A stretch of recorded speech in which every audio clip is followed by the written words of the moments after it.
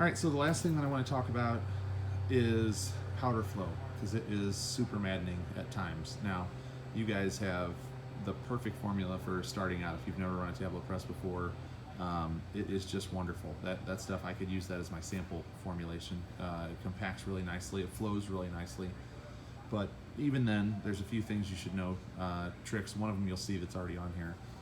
So there's no way to know what size tablet that a person would be running with these machines, and so your feed frame and your hopper and your adjustment for how tall the hopper is off the die table are all basically able to go to the maximum. Like if you had a, well, this is a 1-inch punch, so the biggest tablet you could run would be a 1-inch tablet here.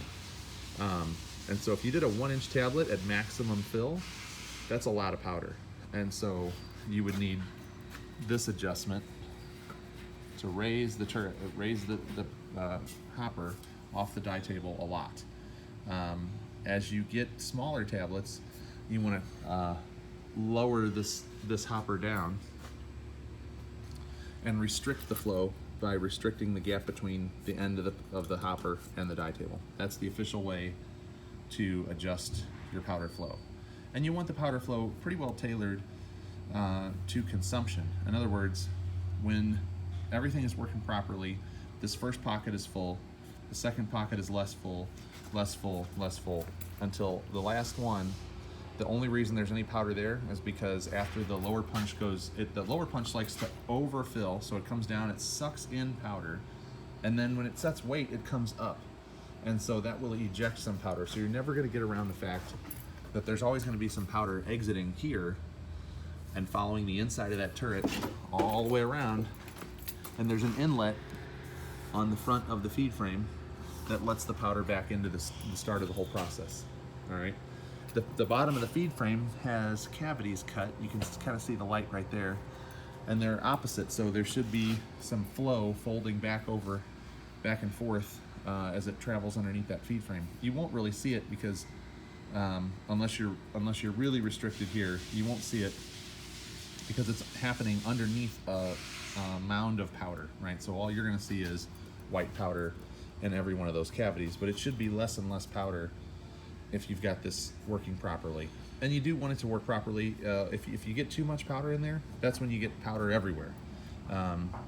And so one of the tricks you can use, that's what I was talking about on this one, is this particular hopper, because it was so large, somebody restricted the flow before I ever started working with the machine, but it worked out pretty nicely for you guys, so I just left it. There's nothing wrong with that.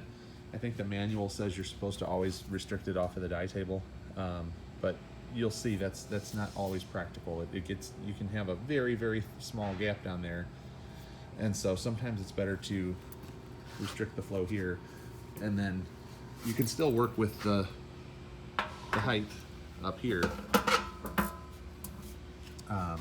Over here, the B2 is a smaller machine, and you've got a very big, relatively speaking, you've got a very big tablet being made in a very small machine.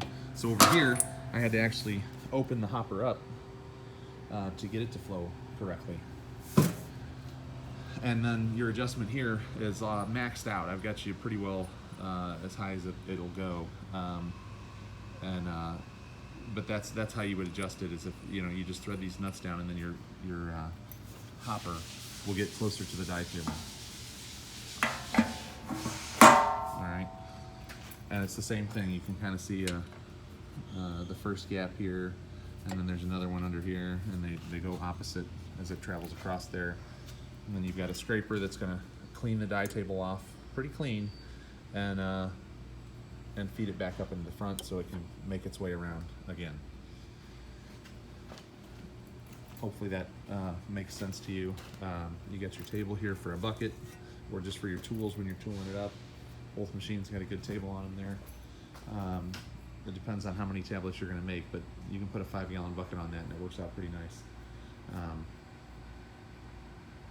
But yeah, that's where the tablets are going to be ejected, right here, and it should work well for you.